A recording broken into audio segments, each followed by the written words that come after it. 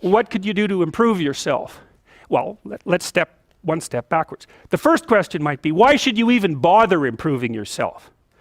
And I think the answer to that is something like, so you don't suffer any more stupidly than you have to. And maybe so others don't have to either. It's something like that. You know, like there's a real injunction at the bottom of it. It's not some casual self-help doctrine. It's that if you don't organize yourself properly, you'll pay for it, and in a big way, and so will the people around you. Now, and you could say, well, I don't care about that, but that's actually not true. You actually do care about that, because if you're in pain, you will care about it. And so you do care about it, even if it's just that negative way, you know. It's very rare that you can find someone who's in excruciating pain who would ever say, well, it would be no better if I was out of this. It's sort of pain is one of those things that brings the idea that it would be better if it didn't exist along with it. It's incontrovertible. So you get your act together so that there isn't any more stupid pain around you than necessary. Well, so then the question might be, well, how would you go about getting your act together? And the answer to that, and this is a phenomenological idea too, it's something like, look around for something that bothers you and see if you can fix it. So now you think, well, let's say you go into you can do this in a room. It's quite fun to do it just when you're sitting in a room, like a room, maybe your bedroom. You can sit there and just sort of meditate on it and think, okay, if I wanted to spend 10 minutes making this room better, what would I have to do? And you have to ask yourself that, right? It's not a command, it's like a genuine question. And things will pop out in the room that you know, like there's a stack of papers over there that's kind of bugging you, and you know that maybe little order there would be a good thing, and you know, there's some rubbish behind your computer monitor that you haven't attended to for like 6 months, and the room would be slightly better if it was a little less dusty and the cables weren't all tangled up the same way. And like if you allow yourself just to consider the expanse in which you exist at that moment, there'll be all sorts of things that'll pop out in it that you could just fix. And you know, I might say, well, if you were coming to see me for psychotherapy, the easiest thing for us to do first would just be to get you to organize your room. You think, well, is that psychotherapy? And the answer is, well, it depends on how you conceive the limits of your being. And I would say, start where you can start. You know, if something announces itself to you, which is a strange way of thinking about it, as in need of repair, that you could repair, then hey, fix it. You fix 100 things like that, your life will be a lot different. Now, I often tell people too, fix the things you repeat every day, because people tend to think of those as trivial, right? You get up, you brush your teeth, you have your breakfast, you know, you have your routines that you go through every day. Well, those probably constitute 50% of your life. And people think, well, they're mundane, I don't need to pay attention to them. It's like, no, that's exactly wrong. The things you do every day, those are the most important things you do. Hands down. All you have to do is do the arithmetic. You figure it out right away. So 100 adjustments to your broader domain of being, and there's a lot less rubbish around, and a lot fewer traps for you to step into.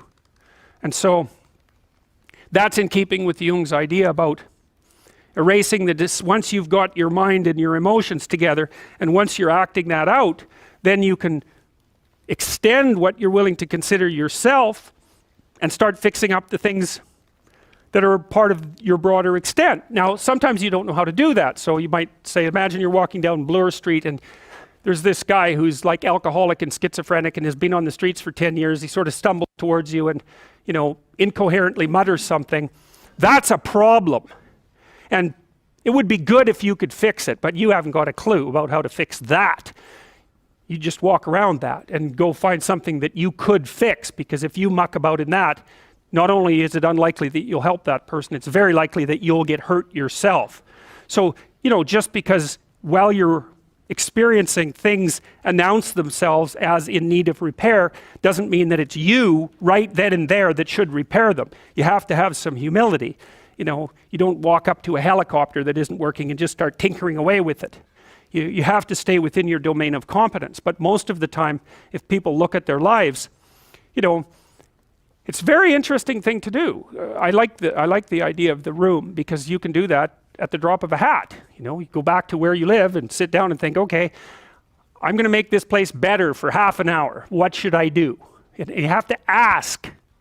And things will just pop up like mad. And it's partly because your mind is a very strange thing. As soon as you give it a name, a genuine aim, it'll reconfigure the world in keeping with that aim. That's actually how you see to begin with.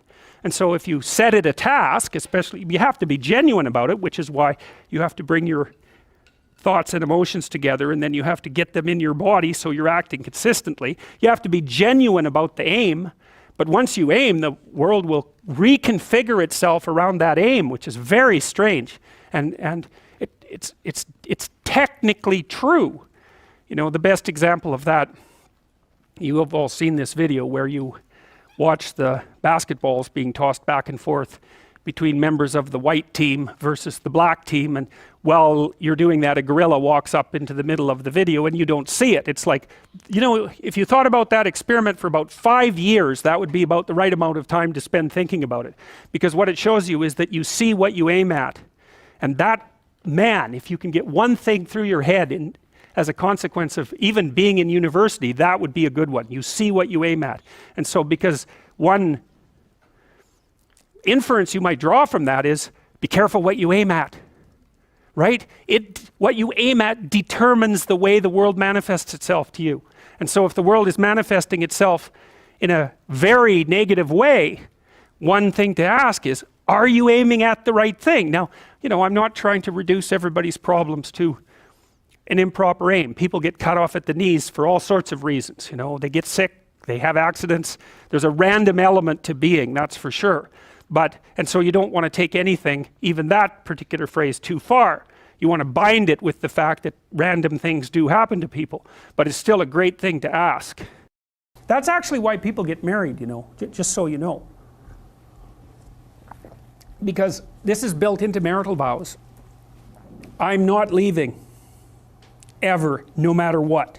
It's like, okay, well, that definitely puts a boundary around our arguments, right? Because I can't say every time you manifest one of your flaws, which you're likely to do just as often as me, well, enough of this. It's like, that's horrible, man. If your whole life is, well, every time you get out of line, I'm out of here. It's like, how the hell are you? First of all, you're not going to admit to ever doing anything wrong. Second, you're going to be on your, you're like a scared cat the entire relationship, because, well, who knows, it could just come to an end at any moment. It's like, you know, people say, well, if the possibility of divorce is open, it makes you free. It's like, yeah, that's what you want. You want to be free, eh? Really? Really? So you can't predict anything. That's what you're after. It's a vow. And it says, look, I know that you're trouble. Me too. So we won't leave, no matter what happens. Well, that's a hell of a vow, but that's why it's a vow, right? That's why you take it in front of a bunch of people. That's why it's supposed to be a sacred act. It's like, what's the alternative? What's the alternative? Everything is mutable and changeable at any moment. Well, go ahead, you live your life like that and see what you're like when you're 50. Jesus, it's dismal. 2 or 3 divorces, your family's fragmented, you've got no continuity of narrative. And it's not good for the kids, not by any stretch of the imagination. And so it's a form of voluntary enslavement, I suppose, but it's also equivalent to the adoption of a responsibility. And there's more to it than that. If you can't run away, then you can solve your problems. Because it might be, okay, well, I'm stuck with you. So how about we fix things? Because the alternative is we're going to be in a boxing match for the next 40 years. That's the alternative. So, and you think you're going to fix problems without something like that hanging over your head? There isn't a chance. You'll just avoid them, because that's what people do. It's really hard to solve problems, especially in a relationship. We're having a fight and I find out that it's, you know, because you were abused by your uncle when you were 5 or some goddamn thing. You know, it's like, it's very frequent that that sort of thing happens. There's your partner is, you know, manifesting some weird anomalous behavior. You just can't make heads or tails of it. It doesn't seem related to what you're doing at all. They don't want to talk about it. And so as soon as you bring it up, they get mad. And then you bring it up again, they even get madder, and they tell you that you're not going to talk about that or they're going to leave. And so maybe you're really, really persistent because you're kind of a son of a bitch, and then they break down and cry, you know, and then they have this horrible memory that comes flooding forward that's completely, you don't know what to do with it, and then you have to sort it out. It's like, you think you're going to do that unless there's a good reason? You have to know, we better sort this out or we're going to be carrying it around for the next 40 years. That maybe is enough motivation so you'll actually try hard to solve a problem. It's a lot easier to say, well, sorry, we're not going there. But then, good, you'll have it every day, every goddamn day for the rest of your life. See, there's some additional problems with divorce that people don't really grasp when they're young. Like the idea that you can be divorced once you have children, that's kind of a stupid idea, because you can't. You can find a limited substitute for your initial freedom. But if you have kids and you try to get divorced, the probability that that's going to demolish your life is very, very high. First of all, it's incredibly expensive. So one or both of you is going to come out of that poor. And your market value has declined. Let's say you're the woman who takes the kids. Your market value has declined radically. You're going to be poorer. The man, he's just as screwed because he is now an indentured servant and there's no escape from it. So it's not so bad if you can negotiate a peaceful separation, and some people can, but lots of times if you have a terrible relationship, it's not like negotiating a peaceful separation is all that easy. But if you're at each other's throats, good luck to you. I think it's roughly equivalent to having non-fatal cancer. It is not pleasant. It's a 10-year process, 15-year process. It'll cost you $250,000 and it'll tear a big chunk out of your life. And also it will really disrupt your relationship with your kids. And you know, you bring kids into a step-parent family, they do not do as well. Step-parents are not as good parents as biological parents, and the data on that is clear. Now, obviously there are exceptions, because there are terrible biological parents and there are wonderful step-parents. But if you look in aggregate, it's not that easy to care for children. You need everything you can binding you to them. And if they're someone else's children, mostly they get in the way of the person that you love, right? Well, let's say you have a child, I'll be right out. Let's say you have a child and I want to go out with you. Every second you spend with that child is the second you don't spend with me. And there's going to be a price for that. I'm not going to be happy about that. And if I have a child, you're going to feel exactly the same way. You might say, well, no, I love children. It's like, yeah, sure you do. I doubt it. You might love your child. And you know, it's pretty specific the way that people love children. So, and the rate of abuse for kids in step-parent families is way higher than it is in biological families. There's not even any comparison. You think about a totalitarian state, you think about the Nazis and their goose-stepping, and what's happening is that every single person in the military becomes an identical unit, right? They're all uniform, and they're all, in some sense, imitating the dictator in an absolutely perfect way. And so the dictator wants to impose strict uniformity on the entire population. That's order. And one of the things we've discovered that's really interesting is that disgust sensitivity is associated with orderliness, and that's associated with conscientiousness. And one of the things about Hitler was that he was very disgust sensitive, and a lot of his hatred for non-Aryans. So imagine inside the Aryan box it was all uniform, outside it was all parasites and predators. And that was a manifestation of disgust, not of fear. It's a whole different thing. And if you read Hitler's Table Talk, which is a collection of his spontaneous dinner speeches from 1939 to 1942. It's a very interesting book. You see that his metaphor for the Aryan race was a body, a pure body, unassaulted by parasites or predators, and that he was trying to erect a border around it to keep all of that away. So it's an immunological disgust-like metaphor. And there's some recent work that was published in PLOS One about 3 years ago showing that, brilliant study, should have got much more attention, showing that if you went around and sampled political attitudes in different countries, or even within the same country, what you found was that the higher the prevalence of infectious diseases, the higher the probability of totalitarian political attitudes at the local level.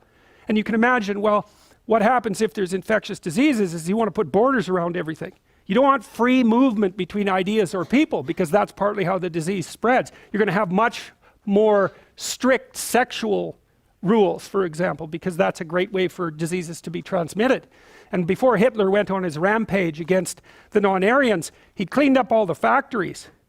Like he went in there and fumigated them. It was part of the law. And he went on a public health campaign to get rid of tuberculosis, and he got rid of the bugs in the factories as well. And he used Zyklon B. That's an insecticide, and that's the gas that he used in the gas chambers eventually. So first it was the bugs in the rats, and then it was people who were, then it was euthanasia. That was the next move, and forced euthanasia. And the rationale for that was compassion, by the way, just so you all know.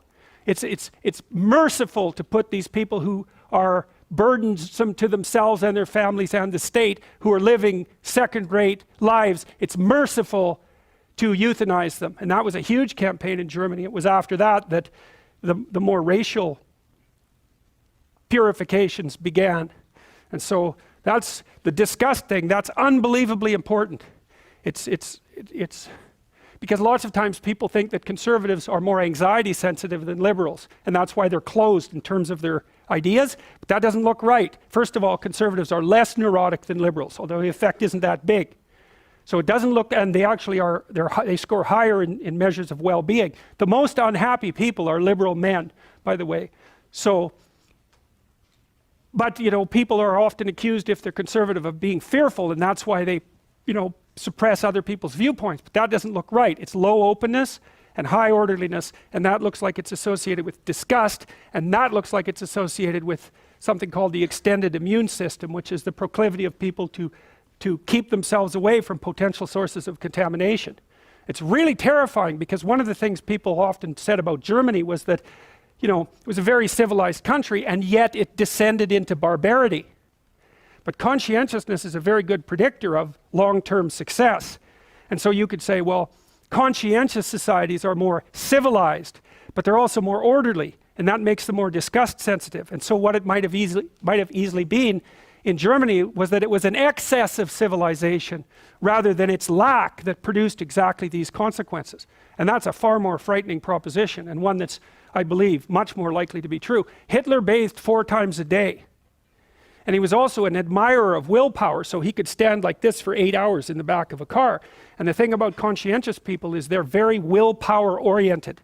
And so if you're unfortunate enough to be sick chronically in the house of someone who's conscientious, especially if it's a mental illness, you're more likely to relapse, because the conscientious person is going to be judgmental, and they're going to say to you, if you're schizophrenic, they're going to say, well, if you just organize yourself and get up in the morning and try a little harder, you could overcome this. Which is of course true, except you can't, because you're schizophrenic. And so the pressure put on you by the anger and the contempt is going to increase the probability that you'll relapse. So orderly people are very judgmental. And you know, orderliness is very highly associated with things like anorexia. And the anorexic is basically someone who's so disgust sensitive that they become unable to tolerate their own body. And they see it as a source of corruption and imperfection, which of course is exactly right. It is. And it's a very difficult thing to maintain order around. So I think it's because in a deep level, the West has lost faith in the idea of masculinity. Now, that's no different than the death of God. It's the same thing. And so, and Nietzsche knew what the consequence of that would be. I mean, that's most of what he wrote about, you know, and so you'd say, well, the divine symbol of masculinity has been obliterated. Well, so then what do you expect? What's going to happen? That means masculinity is going to become weak. And especially if the symbol is also denigrated, right? Which it definitely is.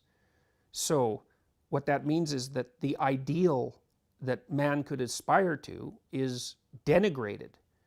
And well, then with your ideal in tatters, you're weak. That's definitional.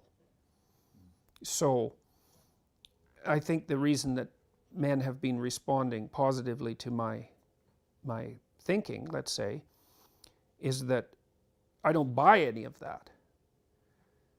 I like the masculine spirit. It's necessary, and it's not fundamentally carnage and pillaging. It's not fundamentally rape culture.